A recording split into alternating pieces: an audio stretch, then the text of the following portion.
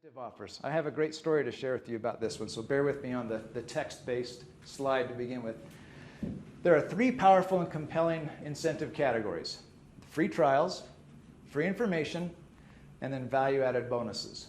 And so as we look at this and you look at my personal user story, I'm going to ask you to be thinking about, in my business, what works well. Because it's not going to be the best. You know, Debbie, for Kona, for example, I don't know that you want to give away a whole bunch of free trials to people, but maybe that's how you get them to taste it and then want to get more. It's an idea. So think about how these ideas work for your business, because in all the user story I have to share with you incorporates all three of those. All right, the customer's journey. I'll show you this. It depends on the business. With Kona Ice, this is not so much the case, but we can still apply it in some ways. But in many businesses, the people ready to buy from you are less than 5% of those who are looking at you.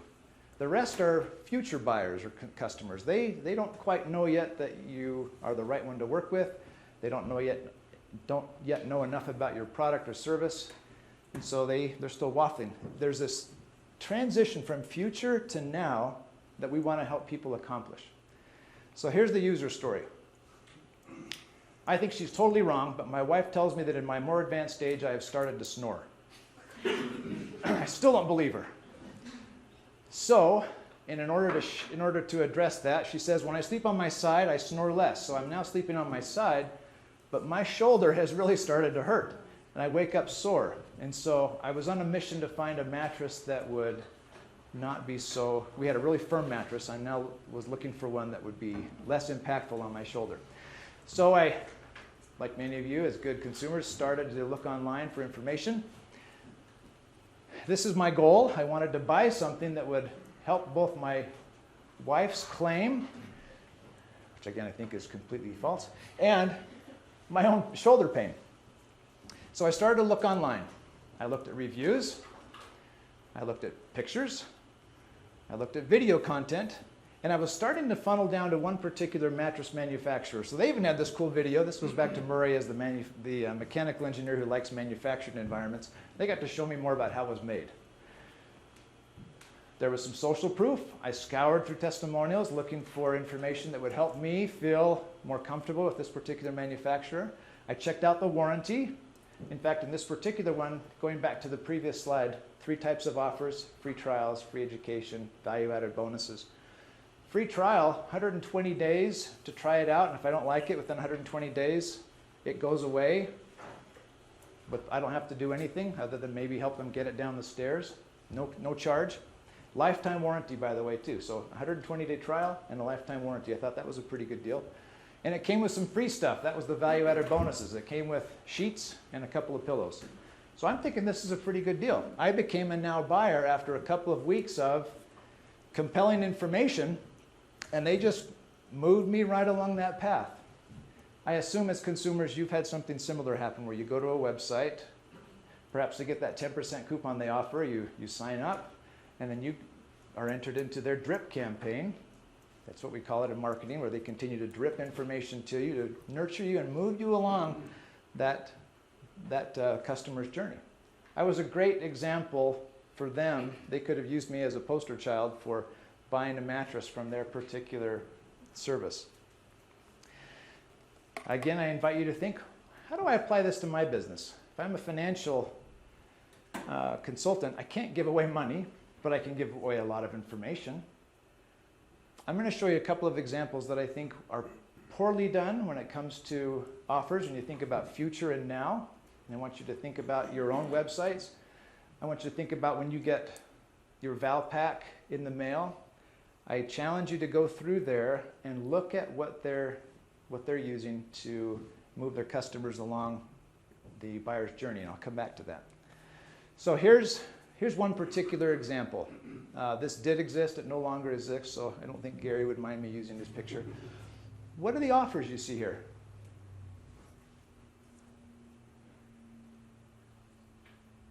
Free timing consultation up top. Okay, free consultation. I see phone numbers. Call now. There's this call to action, call now. contact Gary, fill it all out here. As you think about the buyer's journey, the customer's journey from future buyers to now buyers, who is he really targeting with the way his website's set up? Someone who likes to read. Sorry? Future? Why do you think that, Debbie? What drives you to think future? Well, because I'm going to fill that out and wait for him to contact me. Okay, so you might be one of those who is willing to give him some information at the beginning, even before you know more. Maybe you're already comfortable with his company or even their services, and you're willing to jump in as a future buyer. I think a lot of his offers are also targeting the now buyers. This is my personal interpretation. When I see this kind of call now, contact us now, phone numbers, consultation, from my perspective as a consumer, he's really pushing me to make a decision now to work with them. My company in Tennessee was focused on commercial signs and graphics. And so we did a lot of the pretty stuff that you see inside and outside of businesses. Everything on my website said, call now, contact us for a free quote. We did very little to nurture people along the buyer's journey. And I regret that because we could have made a significant impact on capturing more of that sales funnel who then weren't ready to call now or for a free consultation. Let me show you one other. Here's a chiropractic website. What are the offers you see there? Got schedule and a bunch of phone numbers. I think, again, they're largely targeting the now buyers. So let's think about that. And as you go back and look at your websites or you look at your marketing literature, be thinking, who am I catering to? How am I helping people move along the customer's journey? So in order for your marketing to work successfully, you've got to capture their attention somehow. You've got to help them gather enough information that it helps them in their decision-making process. Remember how I was with my mattress. All that information that I was gathering, the hours I spent watching videos, reading testimonials, reading reviews. And then it's got to provide specific and low risk, easy to take action that doesn't make them feel compelled or locked in or sucked into your process. How do you do it? I'm going to share something with you that's called the conversion equation. You could call it something else, but the conversion equation works for me for this purpose. There are 4 key components to it. I'll show you a before and after website that before speaks just to the now, and then after encourages more customers to work along the customer journey. But the first is really a megaphone. It's an interrupt that taps into that emotional headline. Remember what we talked about previously about getting into our our primary prospects' minds, getting into that conversation that is addressing the problem they have but they don't want, the results they want but they don't have. This emotional interrupt is a bit of a headline in your marketing.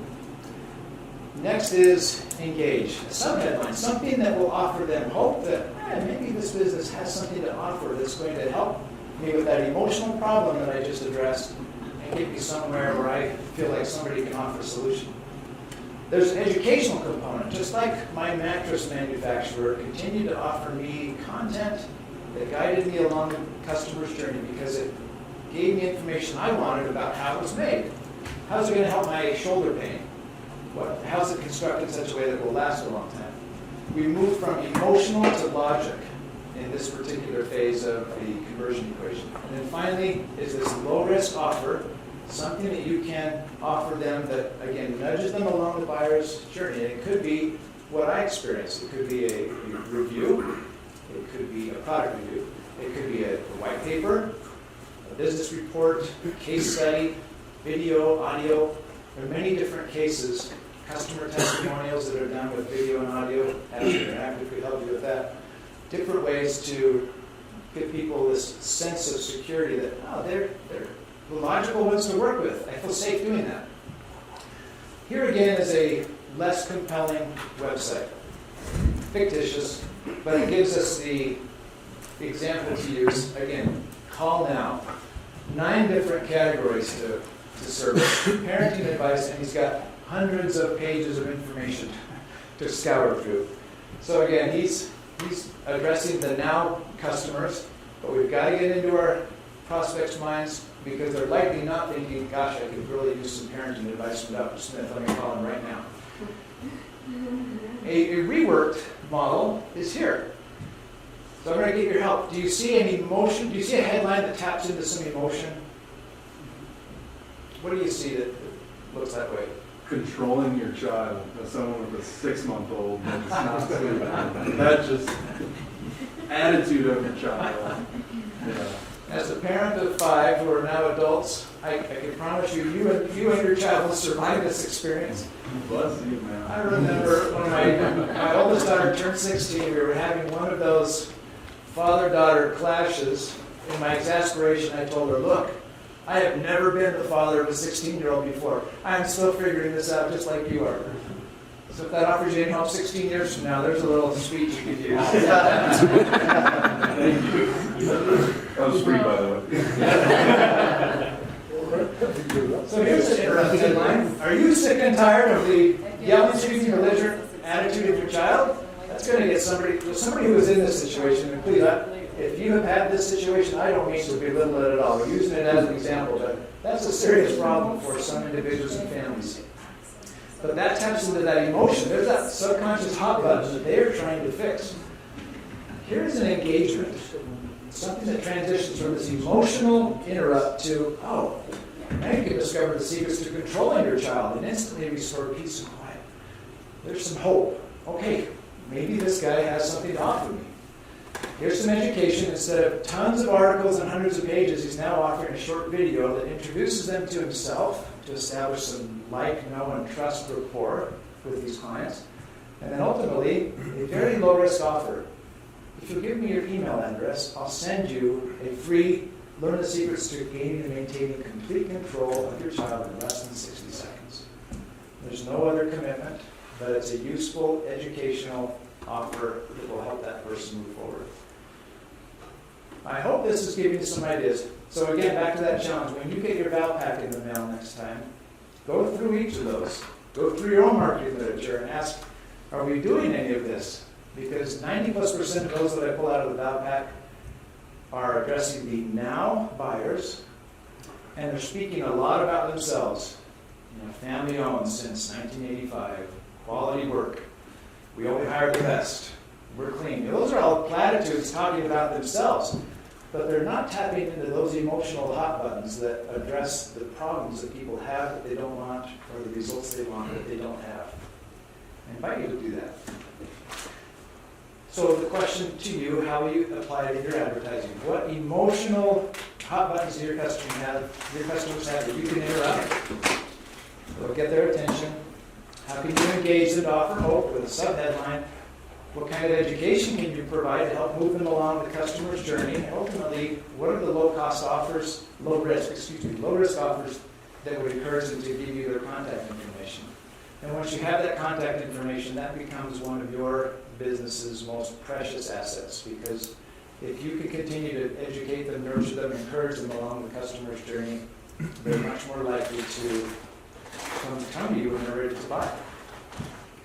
All right, so here we are. Take 30 seconds. Think about what financial impact, if we were to use the conversion equation correctly, effectively, with our business, what's the financial impact I believe it could have on my business? How much increase